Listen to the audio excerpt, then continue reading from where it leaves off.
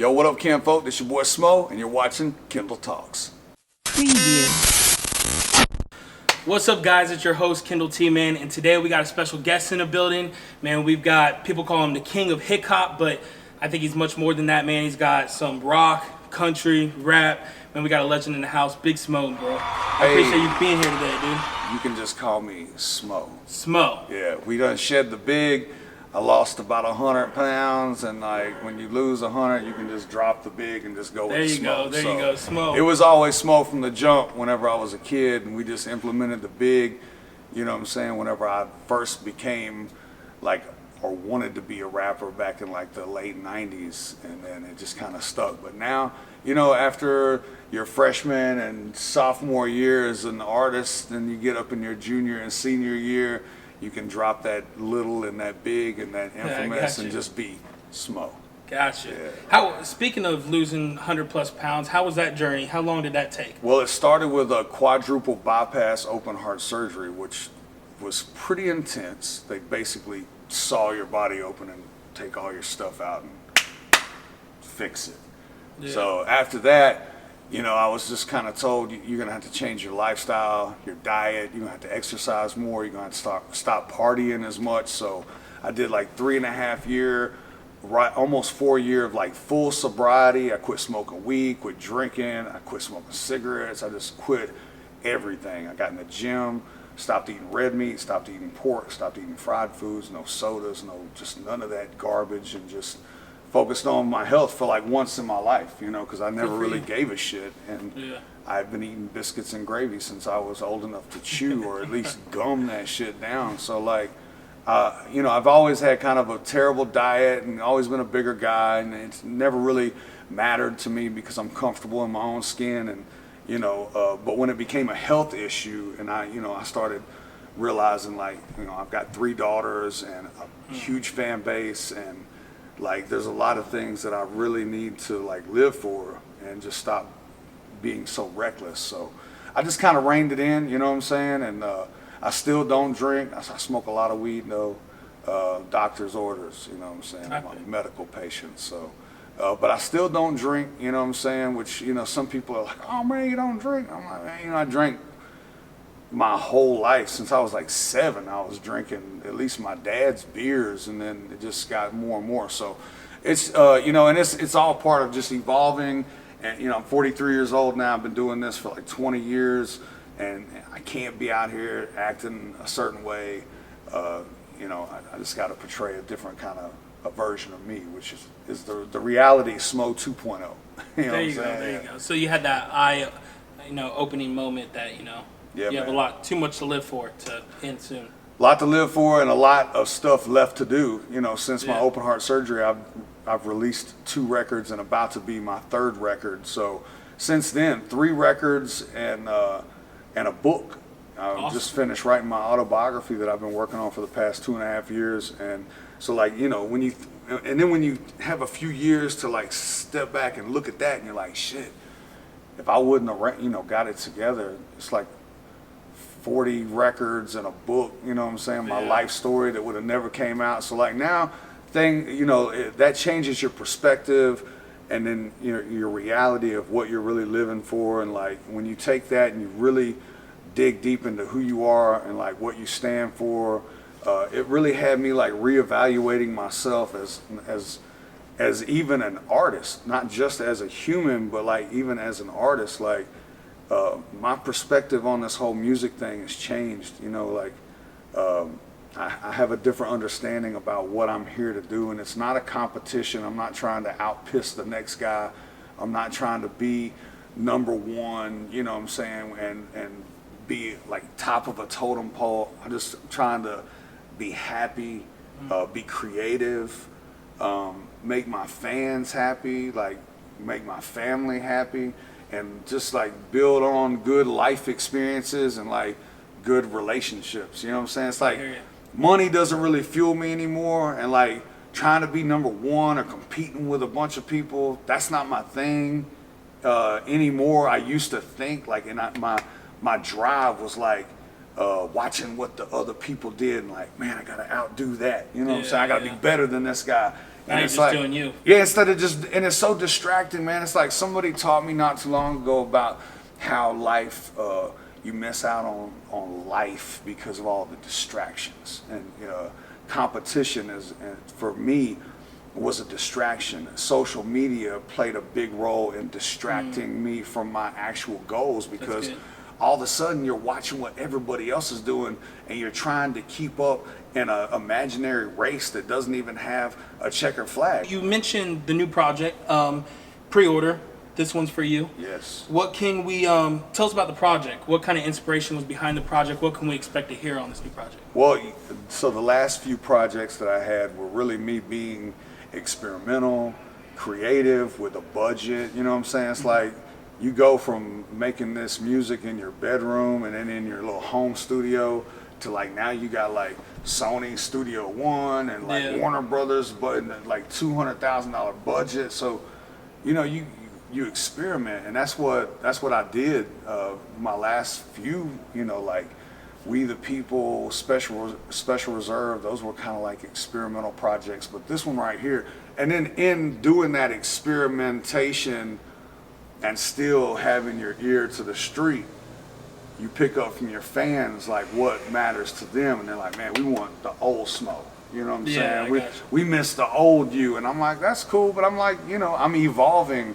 I'm a human being. You know what I'm saying? Like I done lost some people that meant a lot to me. I done watched my children grow from being babies to like grown ass women, and like there's a certain sense of you got to let somebody evolve, and with that, their art has to grow too.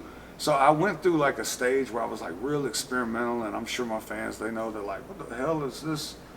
What is it? We don't get this. And it's like you gotta allow an artist to find themselves in creating their art. And like I listen to my fans when they say they wanted the old SMO back. I say, you know what? That's what this one's gonna be. That's why I called it "This One's for You." Mm-hmm. This is for my fans. This is what y'all wanted. I'm giving it to you. Like everything from Tear the Mud Up featuring DJ Paul, Colorado Bound with Afro Man, How I Roll with Cole Ford. I got Lenny Cooper, Cypress Springs, Tommy Chain, my producer and co-writer and very good friend David Ray, D-Ray. He's on several of the songs. Got a lot of dope features. It's full of energy and excitement, and it's like real diverse, man, because like I did like a dubstep country rap song. I call it Mud Step. With DJ Paul. We took Tear the Club Up, remixed it, Tear the Mud Up, got Paul on the record, did it in a way that nobody's ever done country rap, with like heavy dubstep fucking instruments. And it's like, we're still pushing the boundaries, but like the reason that I went these routes, is because this is what my fans have told me that they want, or they've let me know it by listening to what they listen to. Like you go to a mud bog and you hear a bunch of Skrillex and gangster rap, like Lil Wayne and Skrillex. I'm like, okay, this is what they're listening to. They must want some Ninja Blender version of this. So like that's what I did with like Tear the Mud Up, Colorado Bound, and then I went real authentic SMO with like Walked On, Ready to Fly. There's like, man, these records are unreal. So what's your favorite track on the project? Man, God, it's a tough question.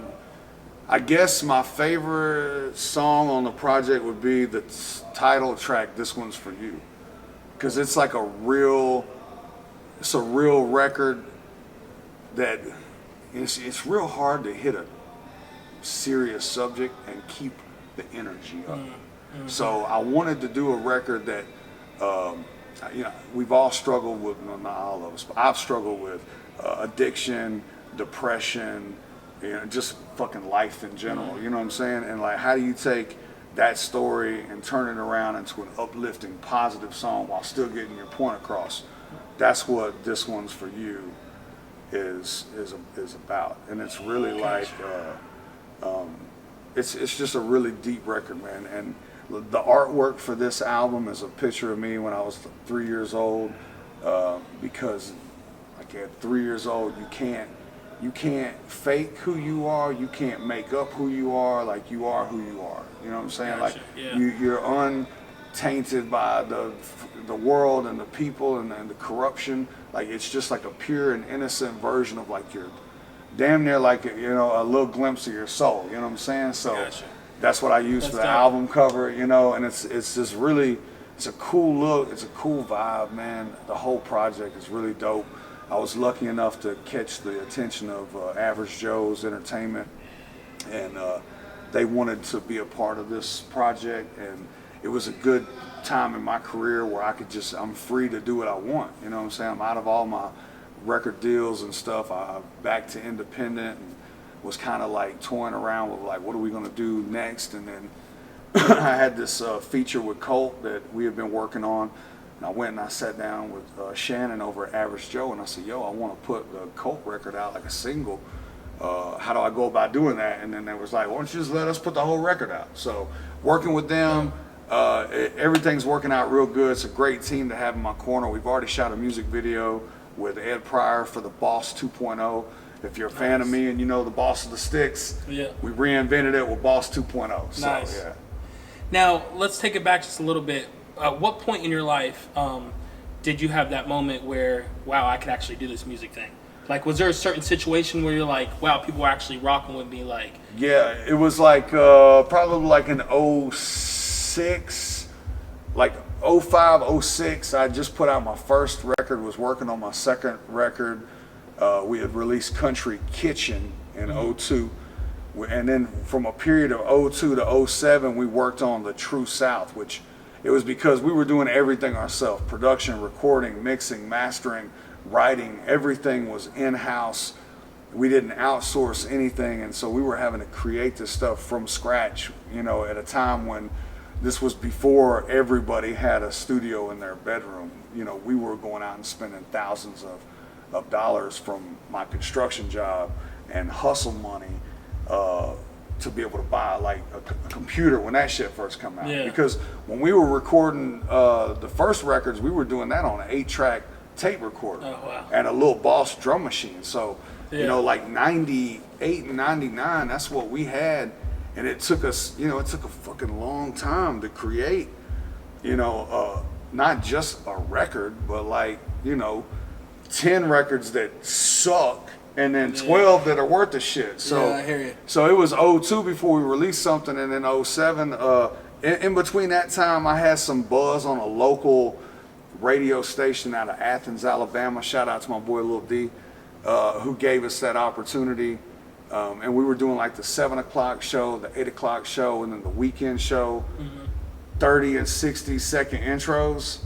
And everybody in my neck of the woods was tuned into that. It was the hip hop station. So every night at 7 o'clock and 8 o'clock, they were hearing me. And then like the next day, they're like, yo, we heard you on the radio. And I'm like, yeah, I know. I'm what I'm That's doing. what's up. And that was before any of the, like this was before kicking it in Tennessee. Nice. You know what I'm saying? Like I had not even really found who I was as an artist yet. I was still just like by the fucking seat of my pants, just trying to figure this shit out. And then like working with Stack in '08, '09, 10, and 11, like working with him really helped mold me into like who I knew I was gonna be. You know what I'm saying? Because I knew I wasn't Haystack. Yeah. Even like that's my brother, and we're working side by side, but I knew I was like, that's him. That's not me.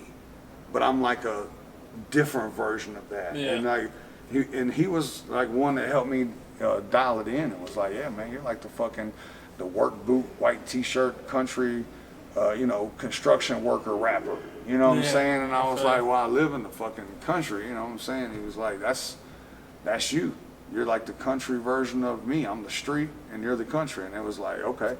So that's when I started developing, Dope. you know what I'm saying? And Bubba was already out with his shit with Timberland, and we were all like loving the fuck out of Ugly, and you know, Deliverance album was like molding us into who we were. Like, so we always credit Bubba for like really taking the first stab at that shit on a mainstream level and feeding all of us the knowledge to like, well, this shit can go down, like this shit can be real. So big shout out to Bubba for, kicking the shit off, and Stack for driving me to be who I am.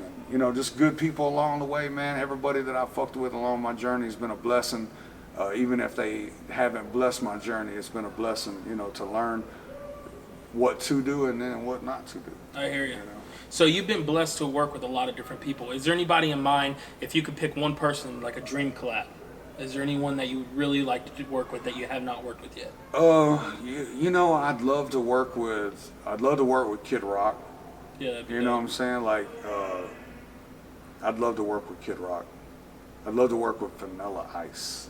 Oh, yeah. You know what I'm saying? Like, That'd be I am cool. a huge Vanilla Ice fan from the back in the day. So, I mean, like, if it's like really picking somebody that's like, okay, Hank Williams Jr., it'd be tough to pick one. Like, if I could get a Hank Jr., Kid Rock, SMO collab, That'd be dead. that would be, dope. you know what I'm saying? That would be the dream. A couple more questions. Old Town Road. What's your thoughts on Old Town Road? Man, great success. Good job, Lil Nas X. Good job, Billy Ray, for cashing in. And then good job, little Walmart yodeling kid for jumping on it. Yeah. Who's next? Yeah. You know what I'm There's saying? been a lot of different remixes too. Whoever can lasso them coattails and ride it on out, man, more power to you. Nas's story is crazy, man, because I don't know if you heard his story, but he was literally, his sister kicked him out of the house. He was living on the porch, and at least this is what I heard. He wrote that song on the porch, and he never wrote a country song before. He was straight hip hop, and he just wrote that song, and I mean, just took off. Like, Yeah, I mean, I don't know what the story is, but like success is success at the end of the day, and like, man, I like to be in everybody's corner, rooting them on nowadays, because I want everybody to be a winner. You know what I'm saying? that's like, good. I think everybody deserves to be the king of their country and the boss of their sticks. That's good, man. Yeah. Last question. Any young artists out there looking to do this for a future, or looking to, chase their dream and follow their passion? Can you give any tips or any kind of advice you can give to young artists wanting to do this? Man, always keep your real job. That's Man, like, That's good. real That's talk, good. man. Like, I don't care if it's a hustle or if it's flipping burgers or if it's pouring concrete, like, or if it's all three. Like, grind hard, get money. You know what I'm saying? good. Like, and then get to a point to where you can afford to like enjoy life, because ain't nothing for free out here. You're gonna have to work and hustle to get the shit that you want. Ain't nobody gonna hand it to you, and if they do, it ain't gonna be, it's only temporary. The only shit that lasts is the stuff that you build in stone. So work hard, build a real career out of whatever you do. I don't care if it's picking up trash. You be the best at picking up trash. That's good. And That's just good advice. grind hard, man. Well, Smo, bro, I appreciate you Yes. being here with us No, today, thank you, man. man. Thank and you. I Thank look y'all. forward to seeing you rock the stage later. Yeah, man, it's gonna be good. Peace.